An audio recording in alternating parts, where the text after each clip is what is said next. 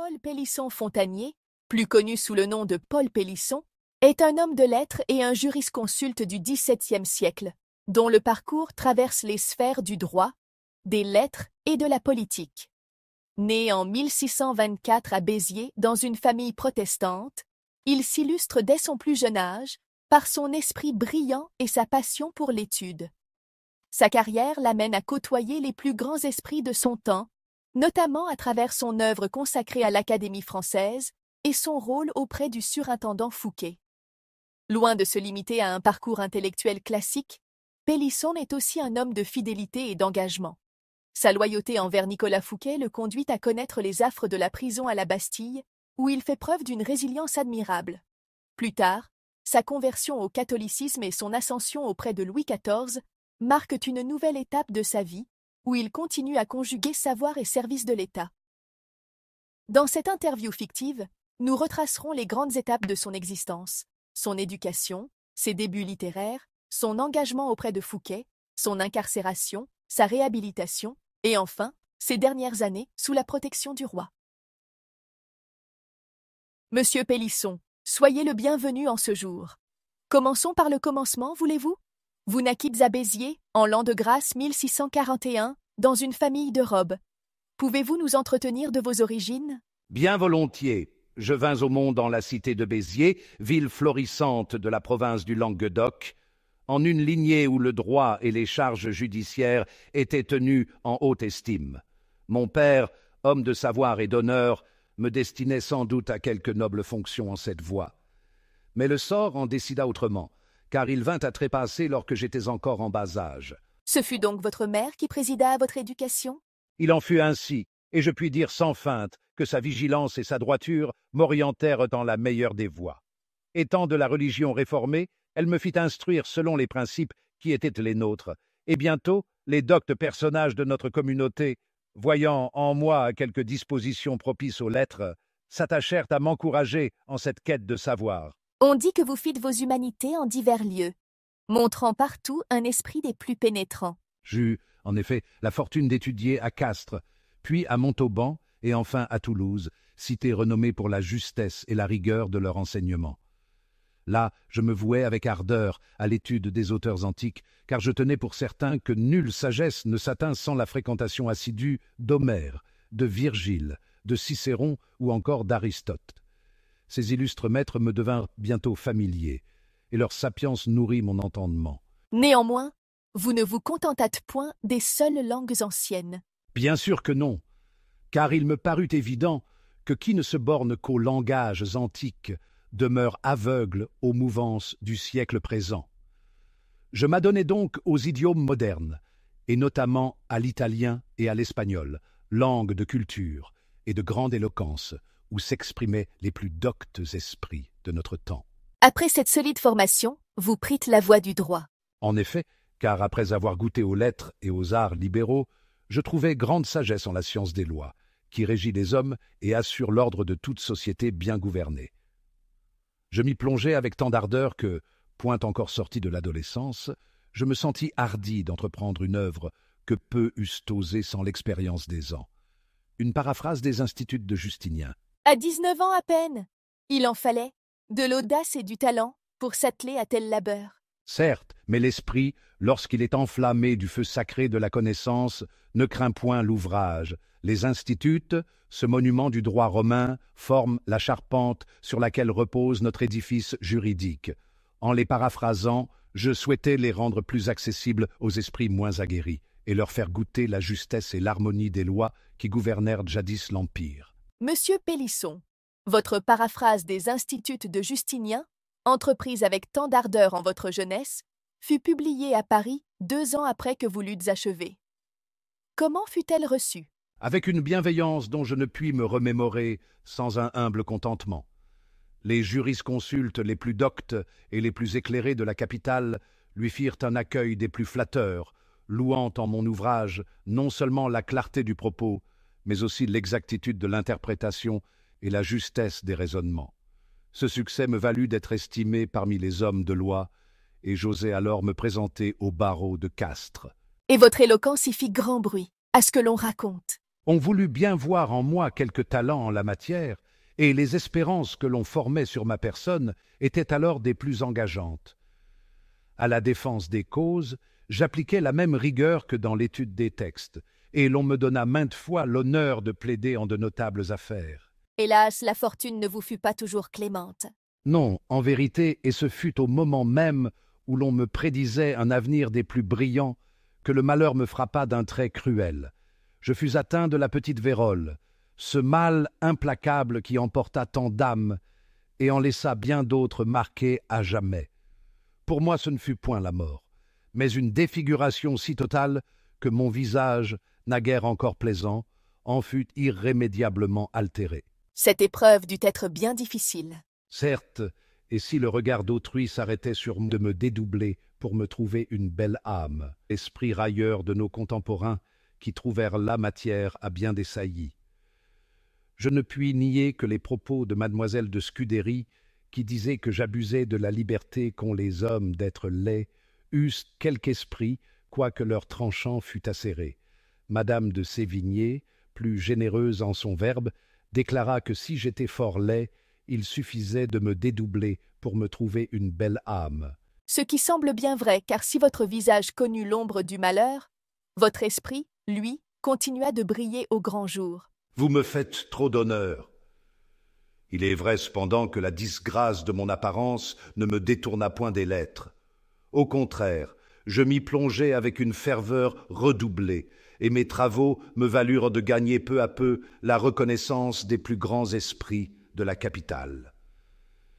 Paris m'ouvrit bientôt ses portes, et c'est en cette ville où toute la science et toute l'éloquence se rassemblent que je vins me fixer en l'an 1650, à l'âge de 29 ans.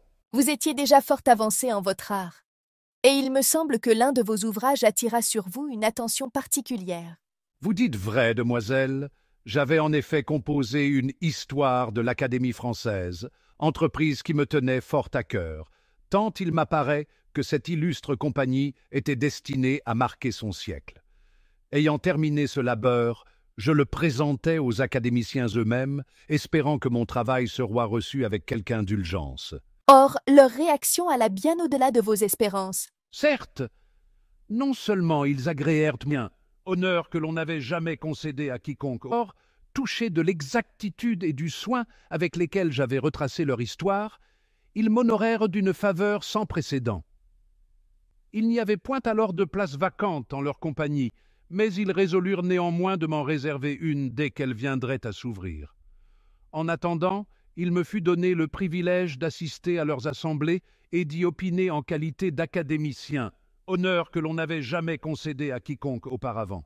Ils prirent même soin d'acter que ce privilège demeurerait unique, afin qu'aucun autre ne pût en bénéficier à l'avenir. Effectivement, cette marque de faveur me toucha au plus haut point, et je m'employai dès lors à me montrer digne de cette illustre société. Mais, comme il ne suffit point de se consacrer aux lettres pour prospérer en ce monde, je m'appliquai également aux affaires publiques. Vous achetâtes alors une charge de secrétaire du roi. Il en fut ainsi. Cette fonction, quoique fort coûteuse à acquérir, ouvrait bien des portes à qui savait s'en montrer digne.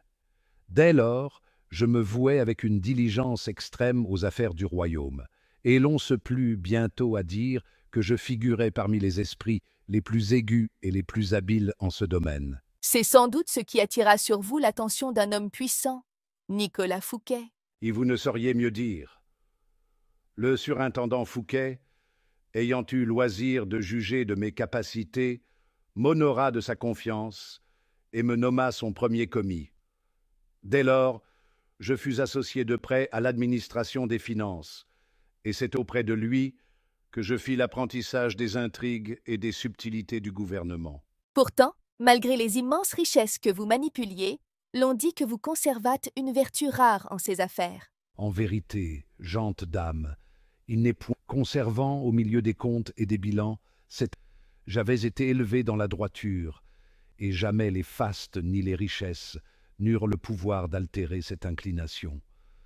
Aussi, bien que les finances du royaume fussent en mon domaine, je ne pris pour moi que ce qui m'était justement dû. De plus, si les chiffres et les calculs remplissaient mes journées, je ne laissais point mon esprit s'y dessécher, conservant au milieu des comptes et des bilans cet amour des lettres et des belles conversations qui faisaient mon bonheur. Vos talents furent grandement appréciés de Fouquet, et en 1660, il vous combla de témoignages de bienveillance. Il est vrai que le surintendant ne manquait point de générosité envers ceux qui le servaient avec loyauté. J'avais mis tout mon zèle à seconder ses entreprises, et il ne cessait de me montrer la plus grande confiance. Mais hélas, ainsi va le monde. La fortune, capricieuse en sa faveur, changea du tout au tout l'année suivante. Car en 1661, la disgrâce s'abattit sur Fouquet. Ce fut un coup aussi violent qu'inattendu. Notre maître, si puissant la veille encore, fut arrêté sur l'ordre du roi, et tous ceux qui lui étaient attachés furent regardés d'un œil soupçonneux. Pour moi, qui étais non seulement son serviteur, mais encore son ami et son confident, il n'y eut point de salut. J'étais trop proche de lui pour espérer échapper à sa chute. Vous fûtes arrêté et conduit à la Bastille. Hélas, oui, ce fut là un long et douloureux exil. Durant 4 années, je demeurai enfermé entre ces murs sombres, séparé du monde, privé de mes livres et de mes amis.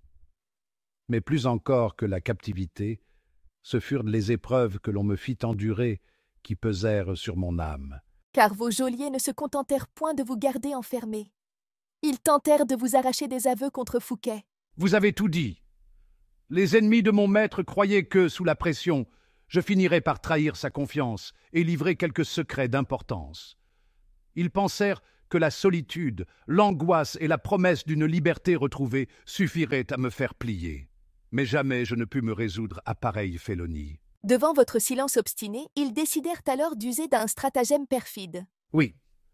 Pour m'éprouver et tenter de me faire choir, ils imaginèrent un plan des plus rusés. Ils envoyèrent à ma rencontre un Allemand, un homme grossier en apparence, mais dont la rusticité n'était qu'un masque dissimulant une ruse sans pareille. Cet homme devait feindre une camaraderie simple et sincère dans l'espoir que je me laisserais aller à quelque confidence imprudente. Vos geôliers mirent en œuvre un stratagème des plus perfides pour vous arracher quelque aveu contre le surintendant Fouquet. Ils envoyèrent à vos côtés un Allemand grossier en apparence, mais fort rusé en vérité. Il en fut ainsi. Cet homme se présenta à moi comme un infortuné captif, jeté en cette prison sur quelques soupçons injustes. Il affectait des manières simples, un langage brut, et feignait d'avoir pour seule ambition de supporter notre malheur commun avec une résignation honnête. Mais j'eus au fait de percer son déguisement. L'homme n'était point ce qu'il prétendait être, son œil trop vif, sa curiosité feinte, ses questions déguisées sous des propos anodins me mirent en garde. Vous ne tombâtes point dans le piège. Bien au contraire. Plutôt que de me méfier d'Héry, ami fidèle et esprit d'acte, je retournai son stratagème contre lui-même. Par maintes politesses et propos flatteurs, je lui inspirai une sorte de confiance, au point qu'il ne tarda point à me servir, sans même s'en douter, en qualité d'émissaire. C'est ainsi que, par son entremise, je parvins à entretenir un commerce épistolaire avec mademoiselle de Scudéry, amie fidèle et esprit des plus éclairés. Vous fîtes passer des lettres hors de la Bastille? Ce fut là un jeu des plus délicats, car la vigilance de mes gardiens ne souffrait point la moindre négligence. Mais à force d'adresse et de précaution, je pus établir un échange journalier de billets, et c'est durant cette correspondance que je rédigeais mes mémoires pour Fouquet, témoignage de ma fidélité et de l'injustice dont il était victime. Votre loyauté et votre courage auraient dû vous valoir quelque adoucissement à votre sort. Loin d'émouvoir mes geôliers, mon inflexible constance ne fit qu'accroître leur rigueur. Voyant que nul espoir ne me faisait plier, ils m'ôtèrent le peu de liberté qui me restait encore. Désormais, plus d'encre, plus de papier. Toute communication avec l'extérieur me fut interdite. Et pourtant, vous trouvâtes un moyen de continuer à écrire?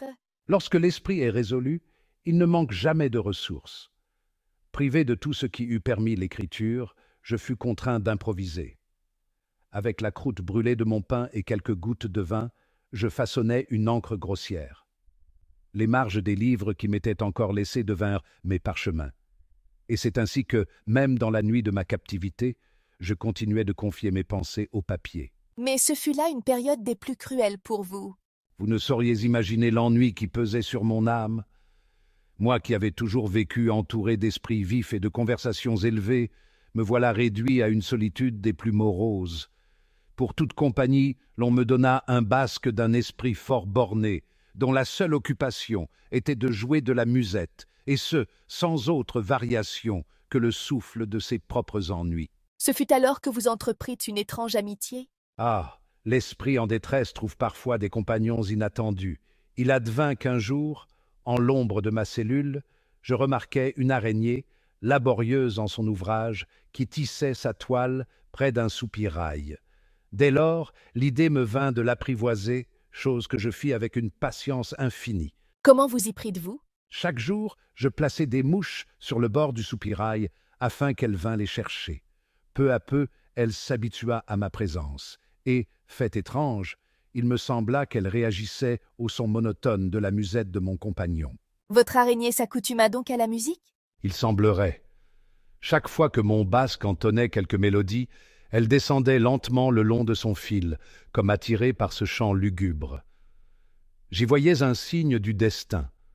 Même en prison, même au sein de l'obscurité, la vie cherche toujours un moyen d'établir un lien, fût-ce avec la plus humble des créatures. Mais il semble que cette créature vous offrit plus qu'un simple passe-temps. En effet, ce n'était plus là simple amusement, mais une expérience menée avec patience et constance. Chaque jour, à l'heure où mon compagnon basque entonnait quelque air de musette, je plaçais une mouche sur le bord du soupirail, l'attirant ainsi hors de sa cache. Peu à peu, elle s'habituait à ce signal, et je me mis à reculer la proie de proche en proche. Et elle suivait ce chemin que vous lui indiquiez? Avec une exactitude admirable.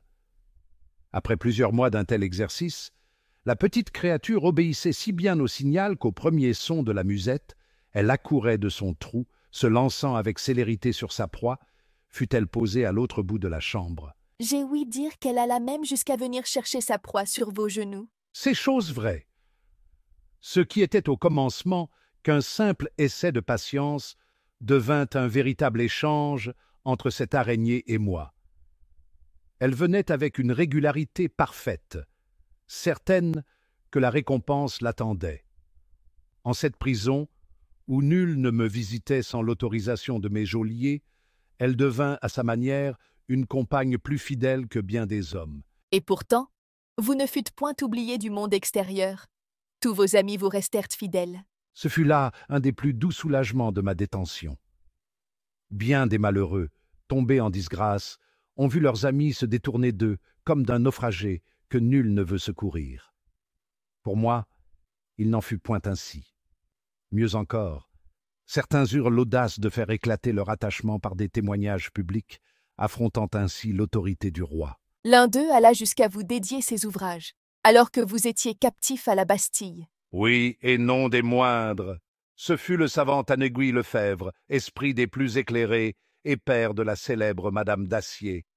Il montra un courage rare en dédiant à mon nom deux de ses œuvres les plus précieuses, son édition de Lucrèce et son traité de la superstition de Plutarque. Quel honneur et quelle preuve d'amitié! C'était un honneur, certes, mais aussi un risque, car en me dédiant ses écrits, il se plaçait en défenseur d'un homme tombé en disgrâce, exposant ainsi son propre nom aux foudres du pouvoir. Il n'en eut cure, et par cet acte, il me rappela que l'amitié, lorsqu'elle est véritable, ne s'évanouit point sous le poids de l'infortune. Votre captivité, bien que terrible, fut donc allégée par ces preuves de fidélité. Mais vous restiez enfermé et votre avenir incertain. Nous allons bientôt poursuivre votre récit, car après 4 ans de détention, votre sort finit par prendre un tournant inattendu. Oui, et il était temps que vint enfin l'heure de ma délivrance. Car si mon âme avait su se maintenir ferme et résolue, le poids des jours passés en ces murailles n'en restait pas moins accablant. Votre inébranlable fidélité à Fouquet ne passa point inaperçue. En effet, mon attachement à mon bienfaiteur, que j'avais défendu avec tout le zèle de mon cœur, finit par me valoir non seulement l'estime de mes amis, mais encore celle de bien des figures influentes de la cour. Dès lors qu'il me fut permis de recevoir des visites, plusieurs grands seigneurs s'empressèrent de venir à moi. Parmi eux, le duc de Montausier et le duc de Saint-Aignan, hommes illustres entre tous, dont la présence seule suffisait à faire comprendre que ma disgrâce n'était point totale. Votre libération finit par être prononcée. Après 4 ans de rigueur, enfin la porte de ma geôle s'ouvrit, je fus rendu à la liberté, et, contre toute attente, ce fut le roi lui-même qui me fit grâce de son indulgence. Louis XIV alla même jusqu'à chercher à vous dédommager de vos pertes. Ce fut là un geste aussi généreux qu'inattendu. Non content de me rendre à la vie, Sa Majesté voulut encore m'assurer un avenir digne de mes services passés. Il m'octroya des pensions et des charges honorifiques, comme pour signifier que l'on pouvait tomber en disgrâce, mais que la fidélité n'était jamais oubliée. Peu après votre libération, un autre changement majeur advint dans votre vie. Il est vrai que depuis longtemps, l'idée d'abjurer la religion protestante faisait son chemin en mon esprit. Ce ne fut point une conversion de circonstances, mais bien une réflexion mûrement pesée, fruit d'années de méditation. En 1670, je pris enfin la décision d'embrasser la foi catholique. Une décision qui dut surprendre bien des esprits. Certes, mais elle fut sincère. Peu de temps après, je franchis un pas de plus et pris l'ordre de sous-diacre, consacrant ainsi ma vie non plus aux affaires du monde, mais à celles de l'Église. Louis XIV, toujours généreux envers ceux qui s'attachaient à lui, vous récompensa encore une fois. En effet, et avec une magnificence qui honorait autant mon engagement que la grandeur du monarque. Il me confia 2 riches bénéfices, l'abbaye de Gimont et le prieuré de Saint-Orens, dignité dont je m'efforçais de me montrer digne en servant avec zèle et humilité. Mais votre destinée ne s'arrêta point là, car en 1671, vous fûtes pourvu d'une charge des plus honorables. En effet, le roi me fit l'honneur de me nommer maître des requêtes, charge éminente qui m'ouvrait les portes du conseil royal. Il ne fallait point s'y montrer indigne, car ces fonctions exigeaient droiture, pénétration et diligence. Je m'y appliquai avec tout le zèle dont j'étais capable, car il ne me suffisait point de servir le roi, il me fallait encore servir la justice. Tous ceux qui eurent affaire à vous s'accordaient à louer votre équité et votre honnêteté. Je m'efforçais toujours d'agir avec rectitude et discernement. Il est aisé, lorsqu'on occupe un tel poste, de céder à la faveur ou à la complaisance. Mais j'avais appris, aux heures sombres de ma captivité, combien la justice peut être cruelle lorsqu'elle se fait l'instrument d'intérêts particuliers. Ainsi, même ceux dont je ne pouvais satisfaire les prétentions reconnaissaient en moi un juge intègre, dont l'âme n'était point corrompue par l'ambition. Toutefois, malgré le poids de ces fonctions, vous ne négligiez point les lettres, qui vous étaient chères entre toutes. Comment eussé-je pu les abandonner? Elles avaient été ma consolation en prison, elles étaient ma joie dans la liberté. L'Académie française, dont j'avais eu l'honneur d'être reçu, demeurait au centre de mes préoccupations. J'assistais fidèlement à ses assemblées, et tout ce qui pouvait ajouter à son lustre me touchait au plus haut point. Vous allâtes même jusqu'à fonder un prix pour honorer la poésie et la gloire du roi. En effet, avec 2 de mes illustres confrères, nous eûmes l'idée d'instituer une récompense de 500 livres, qui, tous les 2 ans, serait décernée aux poètes qui, au jugement de l'Académie, auraient su célébrer avec le plus de grâce et de majesté la gloire du roi dans une pièce ne dépassant point 100 vers. Ce prix survécut à vos collègues, et vous continuâtes seul à en perpétuer la tradition? Il était de mon devoir d'honorer notre engagement jusqu'au bout. Lorsqu'ils vinrent à disparaître, je pris seul la charge de veiller à ce que cette récompense fût maintenue, et ce, jusqu'à mon dernier souffle. Monsieur Pélisson, après tant d'années passées à servir les lettres et la justice, le roi lui-même reconnut vos talents en vous confiant une mission prestigieuse. En effet, Sa Majesté, dans sa grande sagesse, jugea bon de me nommer historiographe de ses campagnes. Cette tâche n'était point mince, car il fallait non seulement relater les événements avec précision, mais encore exalter la gloire du roi d'une plume digne de sa grandeur. Ainsi, en l'an 1672, je fus appelé à suivre le monarque dans ses expéditions. Vous étiez donc au plus près de l'action. Oui, et je puis dire que nul autre devoir ne m'eût semblé plus honorable. Je l'accompagnais notamment lors du siège de Maastricht en 1673, où advint un incident fâcheux. Durant la nuit, quelque maraud s'introduisit en ma tente et me déroba la somme de 6000 livres. Un vol considérable.